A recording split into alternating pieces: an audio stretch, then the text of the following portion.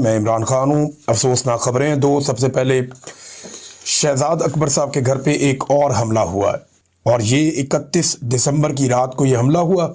शहजाद अकबर साहब को मैंने फ़ोन किया, मेरी उनसे बात हुई, उन्होंने मुझे बताया एक्चुअली वो अपने घर में नहीं है, पुलिस ने उनको रीलोकेट किया हुआ है और उनके घर से उनको हटाया हुआ है।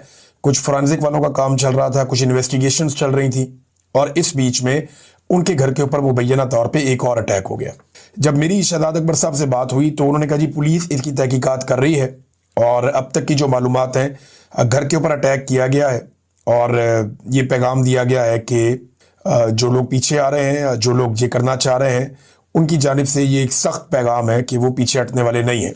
अब ये बहुत हैरान कुन है, एक हफ्ते में दूसरा अटैक, ये बरतानवी पुलिस के लिए भी बहुत बड़ा चैलेंज है और उनके लिए बड़ी शर्मिंदगी की बात है कि जो हमलावर है वो शायद पुलिस को भी खातर में नहीं ला रहे।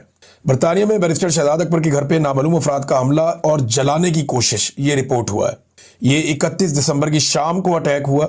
इंग्लैंड का इलाका है कैम्ब्रिज शायर, वहां पे उन्होंने बताया कि उनकी रिहाइशगाह के ऊपर एक मुजरिमाना हमला किया गया जिसका मकसद शदीद नुकसान पहुंचाना था।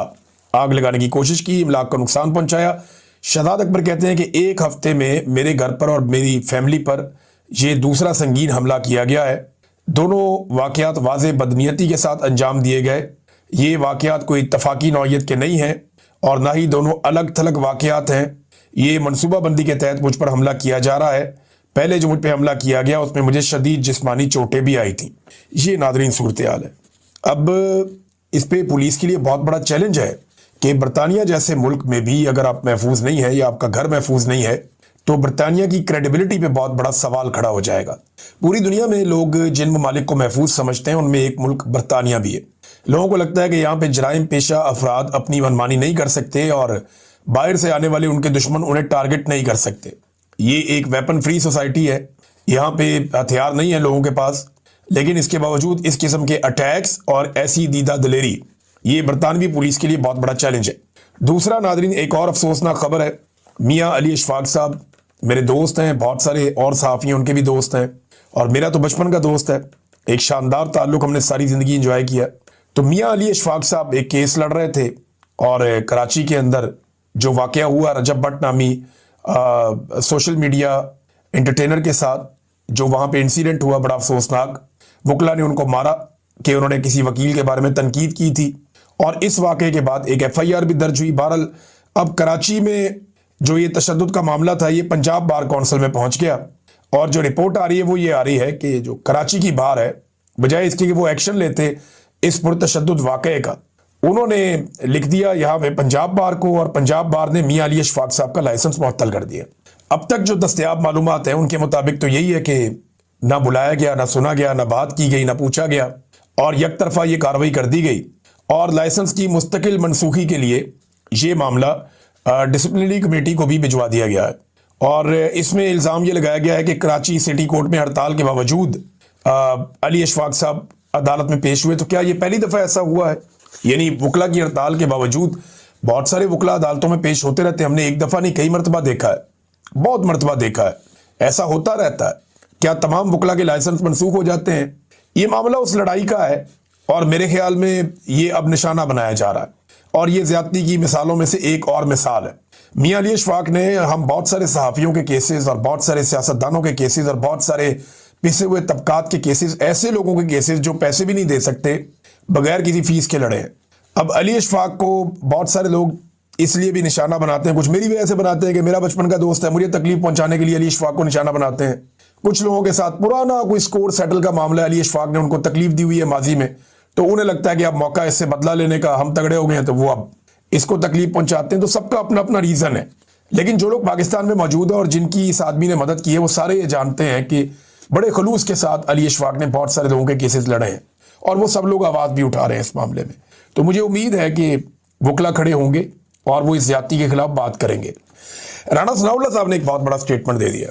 राणा सनाउल्लाह साहब ने यह दावा किया कि जो भी फौजी क़यादत के खिलाफ बातचीत हो रही है या प्रोपेगेंडा, वो इसको प्रोपेगेंडा कहते हैं, यहाँ पे हम तनकीद कहते हैं, तनकीद हो रही है गलत काम के ऊपर।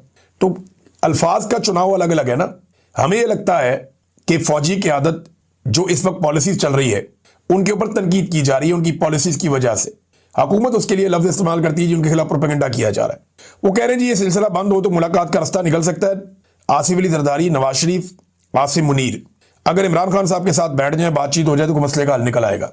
देखिए आसिफ अली जरदारी और नवाज शरीफ तो ना 3 में ना 13 में बेचारे बिला वजह ही बीच में होंगे, लेकिन अगर आसिम मुनीर इमरान खान साहब से मिलने जाके, जो इमरान खान की बहन ने भी कहा था कि अगर इमरान खान के सामने कोई रो दे तो वो फिर माफ कर देते हैं, लेकिन आसिम मुनीर साहब को करना क्या, सिर्फ इमरान खान साहब से ये कहना कि जी मुझे आप कुछ ना कहें, फिर उन्हें इस्तिस्ना की भी जरूरत नहीं रहेगी, फिर उन्हें किसी और ऐसी चीज की जरूरत नहीं रहेगी और वो निकल जाए इस सारे मामले में से। ठीक है, छोड़े सियासतदानों को, मुल्क को चलाने दें, लेकिन जिसके पास ताकत होना पाकिस्तान में वो ताकत छोड़ता नहीं है।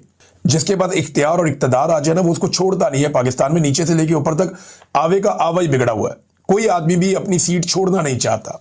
तो मुझे लगता है राणा सनाउल्लाह साहब ने बात तो बड़ी लॉजिक की है कि बैठ जाएं सारे और बैठ के कोई मसले का हल निकालें। जो मिलिट्री एस्टेब्लिशमेंट है ये अपनी बैरकों में वापस जाएं और अपनी आईनी हुदूद के अंदर जाएं और अवाम की मुंतखब क़यादत को मुल्क दिया जाए। पाकिस्तान में अगर ये इलेक्शन ठीक नहीं हुए तो अगले इलेक्शन करवा दिए जाए और अवामी मैंडेट का एहतराम किया जाए, इदारों को उनकी स्पेस वापस दी जाए, पार्लिमान को, अदलिया को, मीडिया को, सबको उनकी स्पेस वापस मिले तो पाकिस्तान वापस ट्रैक पे भी आ सकता है। बात तो सुनने में बहुत अच्छी है लेकिन प्रैक्टिकली ये पॉसिबल नहीं लगता, क्योंकि इमरान खान साहब का खौफ इनको ये करने नहीं देगा।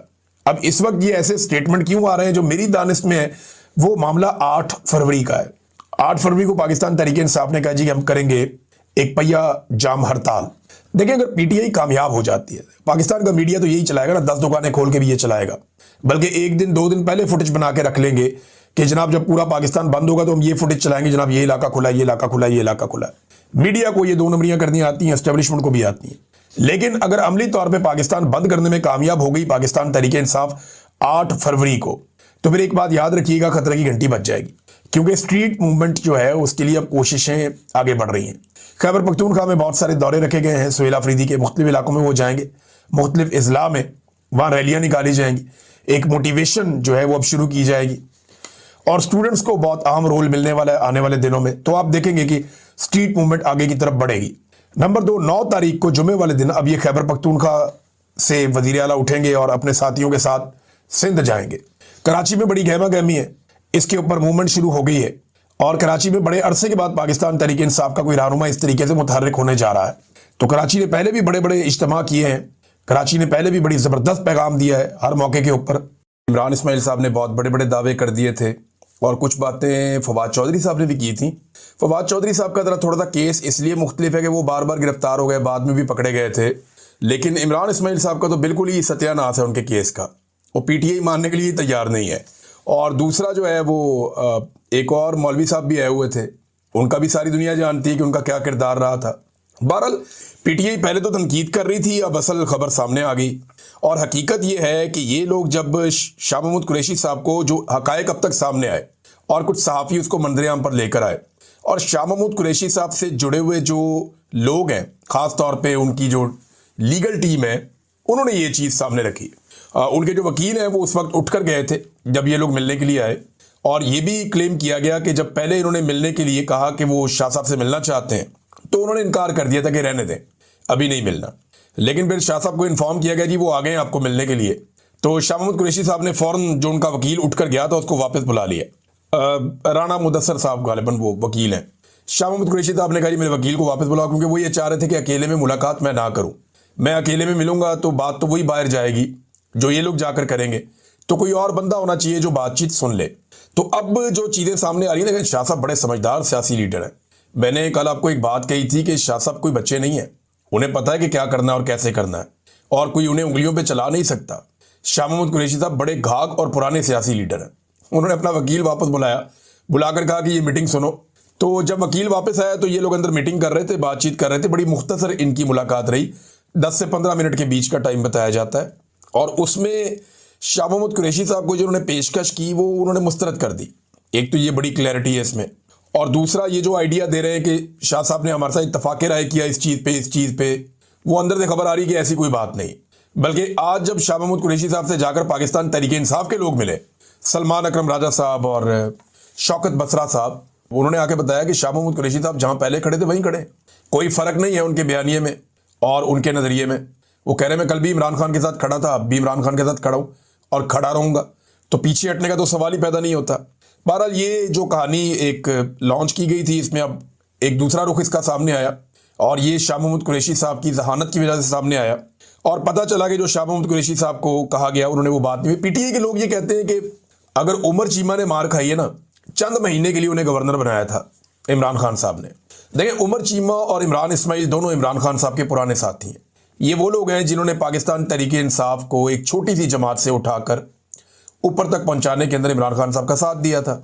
इमरान इस्माइल साहब जो है वो कराची में होते थे, टॉक शोज वगैरह में शिरकत करते थे, और उमर चीमा साहब जो है लाहौर में होते थे, यहाँ से मीडिया के साथ एंगेजमेंट करते थे। मैंने वो टाइम भी देखा कि उमर चीमा साहब अकेले आते थे हाथ में प्रेस रिलीज लेकर, और वो मीडिया डेस्क के ऊपर बैठ के अखबारों के अंदर, टीवी चैनल्स के अंदर, जहां मैं काम करता था वहां पे भी आते थे। तो ये बैठ के वहां पे कहते थे हमारी ये खबर छाप दे। पाकिस्तान तहरीक इंसाफ की खबर छपवाने के लिए ये उमर चीमा साहब इस लेवल तक मेहनत किया करते थे। तो अभी उमर चीमा साहब क्योंकि जेल में है, तो पाकिस्तान तहरीक इंसाफ के कारकुन कहते हैं अगर उमर चीमा जेल में है तो फिर इमरान इस्माइल बाहर क्यों है। और इमरान इस्माइल साहब तो इमरान खान साहब को खुदा हाफिज कहकर चले गए थे, लेकिन अब ये लोग कहते हैं हमें मार मार के पार्टी छुड़वाई गई थी। तो पीटीआई वाले कहते हैं कि मार मार के तो इनसे भी पार्टी छुड़वाई जा रही है, ये क्यों नहीं छोड़ रहे और आप क्यों छोड़ गए थे। तो आप और ये एक बराबर नहीं हो सकते। अब यही तो पंगा है ना, सारे लोग मार तो नहीं खा सकते, सारे लोग एक जैसे होते भी नहीं है, सारे लोगों का हौसला भी एक जैसा नहीं होता।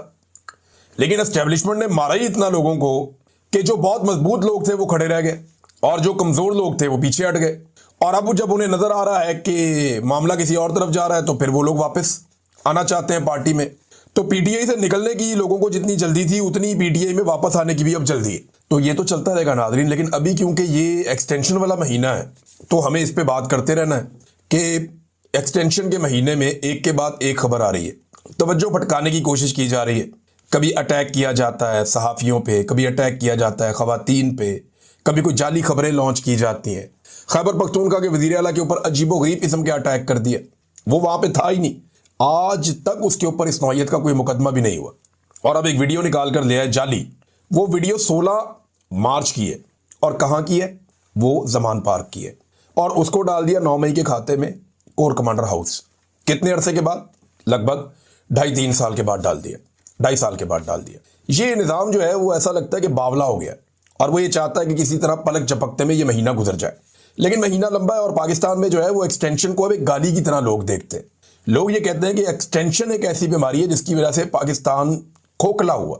मैं ज़ाती तौर पे मुझे ये लगता है कि किसी को भी पाकिस्तान में किसी भी महकमे में किसी भी इदारे में अब एक्सटेंशन नहीं मिलनी चाहिए, क्योंकि इससे बड़े नुकसानात ये होते हैं कि एक तो जिसको एक्सटेंशन मिल जाती है वो इस्तेहसाल करता है बाकी लोगों का जिनकी नीचे से बारी आ रही होती है।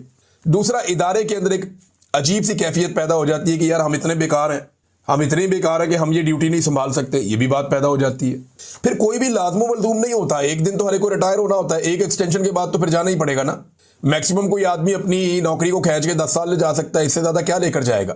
यहाँ डिक्टेटर 10 साल के बाद फारिग हो जाते हैं। परवेज मुशर्रफ को देख लें, ज़ियाउल हक को देख लें, लंबा टाइम निकाला लेकिन एक दिन घर जाना पड़ा। तो सबको ही जाना पड़ता है, ऐसा नहीं है कि ये चिपक के रह जाएंगे। जाना पड़ा था अयूब खान को भी, जाना पड़ा था याया खान को भी, राहिल शरीफ को भी जाना पड़ा था, जनरल बाजवा को भी जाना पड़ा था, एक दिन जनरल आसिम मुनीर को भी जाना पड़ेगा। तो इनके बाद भी कोई जर्नैल ही आएगा ना जो आर्मी चीफ बनेगा पाकिस्तान की आर्मी का, क्योंकि ये मुल्क भी रहना है और ये फौज भी रहनी है। तो इसको प्रोफेशनल तरीके से अगर आगे बढ़ाया जाए, ये बहुत ज्यादा डिस्कशन हो रही है आजकल सोशल मीडिया पर।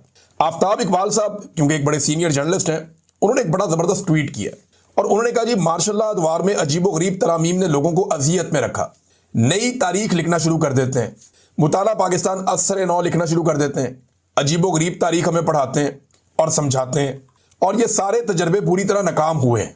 यानी डिप्लोमेसी भी हमने करनी है, मईशत भी हमने चलानी है, एडमिनिस्ट्रेशन हमसे बेहतर कोई नहीं कर सकता, एहतसाब भी हम करेंगे, अदलिया को भी हम ही गाइड करेंगे,